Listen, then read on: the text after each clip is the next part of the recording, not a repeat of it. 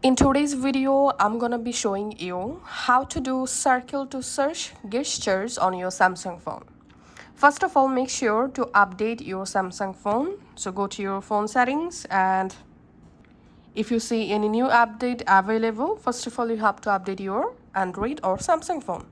Now we have to turn on circle to search option. To enable, go to your Android phone settings. In settings, you have to scroll down and tap on display. In display settings, you have to scroll down and tap on navigation bar. And to use circle to search gesture, you have to select here swipe gestures navigation. So make sure you are using gesture navigation, not buttons. And then let's see how to use the circle search.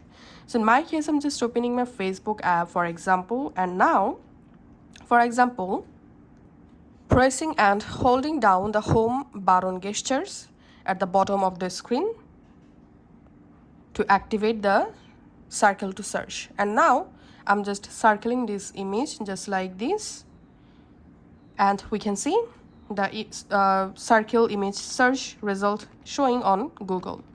So that's how you can actually use circle search gesture on a Samsung or Android phone.